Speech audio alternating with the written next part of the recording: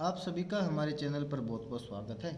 आज हम बात कर रहे हैं अगले टॉपिक की, और वो टॉपिक है प्रत्यावर्ती धारा या वोल्टता का वर्ग माध्य मूल मान।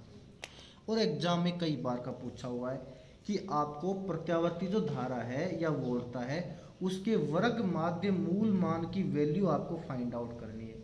और ये 1 नंबर का सवाल भी पूछा हुआ है इस टाइप से, और 2 नंबर में भी पूछा हुआ है। 1 नंबर में पूछेगा जब तो सीधा फॉर्मूला आपको लिखना है, और अगर 2 नंबर में पूछेगा तो आपको ये प्रूफ भी करना है।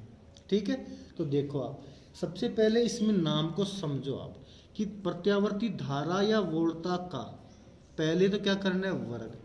मतलब आप प्रत्यावर्ती धारा का सूत्र लेके चलो, है ना। उसका सबसे पहले क्या कर लो, वर्ग। वर्ग कर लेने के बाद फिर उसका क्या निकालो, औसत या माध्य निकालो। और माध्य निकल जाने के बाद फिर उसका मूल यानी वर्गमूल निकालो। 3 काम हमें यहाँ पर करने हैं। सबसे पहले तो क्या करना है कि प्रत्यावर्ती धारा का सूत्र लिखना है, I बराबर I0 साइन ओमेगा टी। उसके बाद अगला आएगा वर्ग। तो वर्ग का मतलब उसको क्या करेंगे, स्क्वायर करेंगे। स्क्वायर कर लेने के बाद उसको थोड़ा चेंज करेंगे सूत्र को, ताकि जिसका औसत आसानी से निकाला जा सके। ठीक है ना। तो उसके सूत्र उत्तर लगाकर उसको औसत निकालने लायक रूप में लेकर आएंगे। फिर उसका क्या निकालेंगे, औसत। औसत आ जाने के बाद फिर क्या करेंगे, उसका वर्गमूल। और फिर जो वैल्यू हमें आएगी उसे कह देंगे हम प्रत्यावर्ती धारा का वर्ग माध्य मूल मान। देखो अब आप इसको प्रत्यावर्ती धारा या वोल्टता के मान का वर्ग करके, सबसे पहले वर्ग करके माध्य निकालते हैं। इसके बाद प्राप्त मान का वर्गमूल निकालते हैं। इस प्रकार प्राप्त मान को प्रत्यावर्ती धारा या वोल्टता का वर्ग माध्य मूल मान कहते हैं। जो बात मैंने आपको बताई थी वो की वो डेफिनेशन में आ गई है। आगे समझो। प्रत्यावर्ती धारा का ज्या समीकरण लिखने पर, और इसका जब ज्या समीकरण हम लिखेंगे तो ज्या समीकरण क्या आएगा, I बराबर I0 साइन ओमेगा टी, समीकरण नंबर 1। क्लियर। अब आगे देखो, समीकरण 1 का वर्ग करने पर, वर्ग करोगे तो ये हो जाएगा I स्क्वायर बराबर I0 स्क्वायर और साइन स्क्वायर ओमेगा टी। ये वर्ग कर लिया। और अब आपको मैंने क्या बताया था कि ये जो वर्ग किया है इसको अब इस रूप में चेंज करेंगे जिससे कि आसानी से औसत आ सके। उसके लिए हमने क्या किया कि ये फॉर्मूला लगाया। क्या लगाया बेटा, देखो कि कोस 2 ओमेगा टी बराबर होता है 1 minus 2 sine square omega T. Math वाले बच्चों को तो ये आता है, बायो वाले बच्चे इसको रटेंगे। क्लियर। अब इसको सोल्व करके साइन स्क्वायर ओमेगा टी की वैल्यू फाइंड आउट करनी। तो देखो इस एक को इधर भेजा, साथ में माइनस के चिन्ह को इधर भेजा, तो ये हो गया 1 माइनस कोस 2 ओमेगा टी बराबर 2 साइन स्क्वायर ओमेगा टी। ये साइन स्क्वायर ओमेगा टी बराबर क्या हो गया, 1 माइनस कोस 2 ओमेगा टी बटे में 2। क्लियर। अब ये जो 2 की वैल्यू आई है उसको समीकरण 1 में रख दो आप। तो लिख दिया समीकरण 2 का मान समीकरण 1 में रखने पर, और ये हो जाएगा I स्क्वायर बराबर I0 square 1 minus cos 2 omega t बटे 2। अब क्या किया मैंने, ये जो I0 स्क्वायर था इसको अंदर भेज दिया। तो I square is equal to I0 square minus I0 square cos 2 omega t बटे 2। क्लियर। अब इसको सोल्व करो। ये हो जाएगा I स्क्वायर बराबर I0 स्क्वायर बटे 2 minus 1/2 I0 square cos 2 omega T. अब समीकरण 3 मिल गया पर अब इसका वर्गमूल लिया जा सकता है। क्लियर। तो देखो अब इसका समीकरण 3 का क्या ले रहे हैं अपन, माध्य ले रहे हैं। और माध्य लेने पर ये हो जाएगा, देखो I स्क्वायर का ऊपर जो लाइन खींची ना इसको बोलेंगे बार। क्या बोलते हैं, बार, BAR बार। तो औसत लेने के लिए हम ये जो 1 2 और 3 स्टेप अपने पास, तीनों स्टेपों के ऊपर ये लाइन खींचेंगे। देखो आप I स्क्वायर का बार I0 स्क्वायर का बार बटे 2 माइनस ये लाइन ऐसे कैसे उतारी, ऊपर क्या लगा दिया, बार। आगे देखिए। इसके बाद देखो I स्क्वायर का जो बार है बराबर I0 स्क्वायर बटे 2 माइनस I0 स्क्वायर बटे 2 और कोस 2 ओमेगा टी का बार। क्लियर। अब यहाँ देखो I0 के ऊपर अब बार हटा दिया हमने, क्यों, I0 एक फिक्स राशि है, इसका औसत लेने से कोई फर्क नहीं पड़ने वाला, इसलिए इसके ऊपर अब औसत का चिन्ह नहीं रखा। यहाँ भी I0² पर अब औसत लगाने का, बार लगाने का कोई औचित्य नहीं है, क्योंकि ये राशि क्या है, कांस्टेंट राशि है। हाँ, ये cos 2ωt है, इसमें t आ रहा है, तो t के आधार पर इसकी वैल्यू कम ज़्यादा हो सकती है, इसलिए इसके ऊपर बार लगा दी। साथ में यहाँ पर I² का बार तो दे ही रखा है अपने को। अभी cos 2ωt का जब अपन ग्राफ देखते हैं ना, तो आधा ग्राफ तो पॉजिटिव हिस्से में आता है, आधा ग्राफ नेगेटिव हिस्से में आता है। इस वजह से इसका एवरेज को क्या माना अपन ने, 0 मान लिया। और ये जब एवरेज 0 हो गया तो ये हो गया I² bar is equal to I0²/2। अब यहाँ बार की जरूरत नहीं थी, वापस गलत लगाया यहाँ पे, ठीक है। अब देखो हमने क्या किया था कि वह जो प्रत्यावर्ती धारा थी उसका हमने वर्ग निकाल लिया था, फिर माध्य निकाल लिया, दो काम तो हो गए। और अब क्या बच रहा है, वर्गमूल निकाल। तो देखो समीकरण 4 का वर्गमूल लेने पर और इसका वर्गमूल लिया तो I² बार का वर्गमूल बराबर I0²/2 का वर्गमूल। अब यहाँ पर चलो I² बार का वर्गमूल बराबर हो गया I0² का √I0 और 2 का √2। क्लियर, ये ऐसे कैसे आ गया। अब देखो इसको क्या लिखा, IRMS, इस चीज को IRMS लिख दिया। क्यों लिखा, R से बनता है रूट, ROOT रूट, जो ये लगा हुआ है। M से बनता है मीन यानी माध्य, जो ये लगा हुआ है। और S से बनता है स्क्वायर यानी वर्ग, जो ये लगा हुआ है। ठीक है, तो इस चीज को लिख दिया IRMS और ये हो गया I0/√2, समीकरण नंबर 5। इसको रटना है।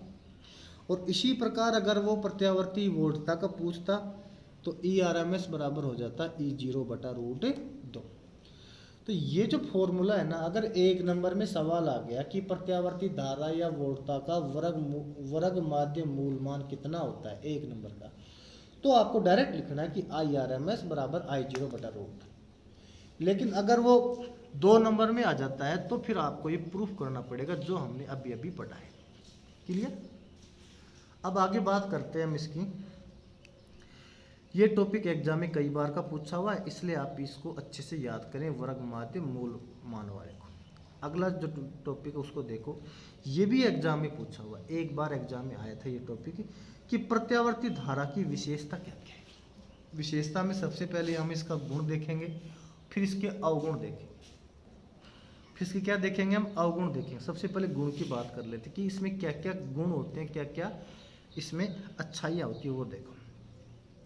सबसे पहले है प्रत्यावर्ती वोल्टता को ट्रांसफार्मर की सहायता से आसानी से कम या अधिक वोल्टता में बदला जा सकता है। पहला काम मतलब कि प्रत्यावर्ती जो वोल्टता है ना, उसको ऊंचाई या अपचाई ट्रांसफार्मर की सहायता से कम या अधिक वोल्टता में आसानी से बदल सकते हैं। सेकंड नंबर देखो, प्रत्यावर्ती धारा को आसानी से दिष्टकारी की सहायता से दिष्ट धारा या वोल्टता में बदला जा सकता है। ये भी इसका गुण ही है कि डायोड के द्वारा आसानी से हम प्रत्यावर्ती धारा को दिष्ट धारा में कन्वर्ट कर सकते हैं। तीसरा, प्रत्यावर्ती धारा जनित्र तथा मोटर दिष्ट धारा जनित्र तथा मोटर से अधिक दृढ़ व सुविधाजनक होती है। मतलब मोटर तो प्रत्यावर्ती धारा की भी होती है और मोटर दिष्ट धारा की भी होती है, ऐसे जनित्र भी प्रत्यावर्ती धारा का भी होता है और दिष्ट धारा का भी होता है। लेकिन जो प्रत्यावर्ती धारा की मोटर और जो जनित्र होते हैं वो अधिक टिकाऊ होते हैं, लंबे समय तक सेवा देते हैं और बनाने में सस्ते पड़ते हैं। ठीक है, इस वजह से ये जो 3 गुण है वो प्रत्यावर्ती धारा के गुण हैं। क्लियर। एग्जाम में 2018 में आया हुआ एग्जाम में है ये कि प्रत्यावर्ती धारा में क्या क्या गुण होते हैं, तो 3 गुण आपको लिखने हैं। अब हम बात करते हैं कि प्रत्यावर्ती धारा के दोष क्या क्या है। तो दोष में देखिए, नंबर 1, प्रत्यावर्ती वोल्टता उसी मान की दिष्ट वोल्टता की तुलना में अधिक खतरनाक होती है। इसका रीजन समझ लो। देखो अभी अभी हमने पढ़ा था कि E बराबर E0/√2 पढ़ा था ना। तो ई जीरो बराबर क्या हो गया, √2 गुणा ई। ठीक, अब चूंकि ई का मान जो हमारे घरों में जो लाइट आती है ना, वो मान लो 220 वोल्ट की आती है, तो ई जीरो बराबर हो जाएगा 1.414, किसकी वैल्यू है, √2 की, गुणा 220।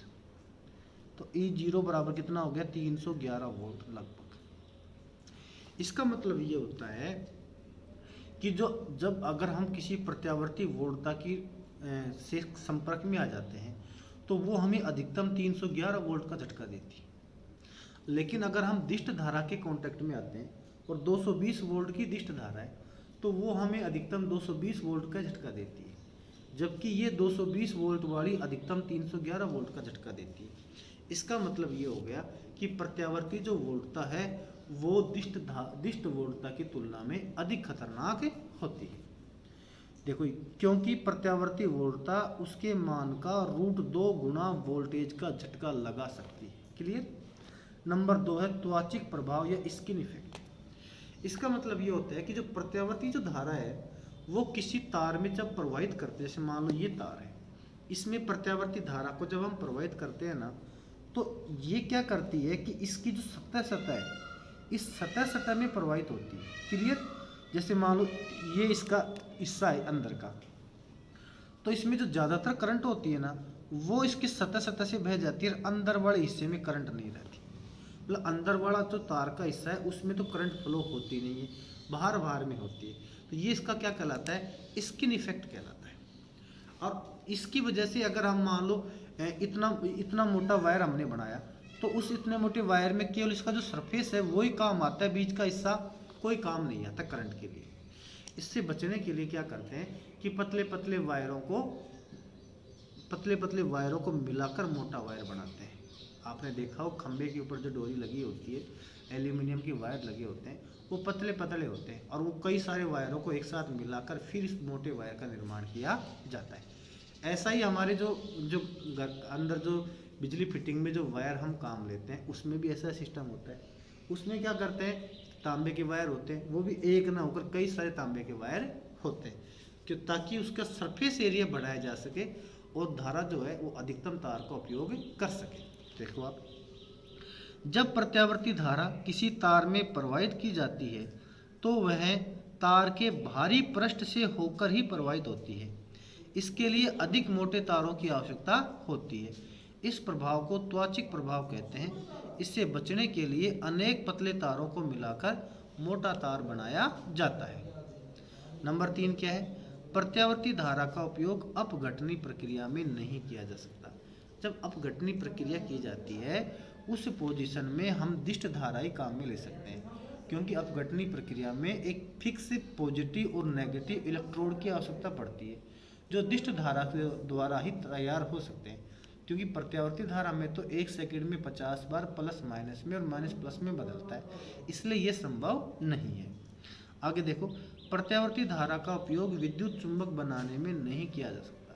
वही बात यहाँ है कि विद्युत चुंबक बनाने के लिए भी पॉजिटिव और नेगेटिव अलग अलग होना आवश्यक है। इस वजह से दिष्ट धारा के द्वारा ही विद्युत चुंबक बनाए जा सकते हैं, प्रत्यावर्ती धारा के द्वारा इसका निर्माण नहीं किया जा सकता।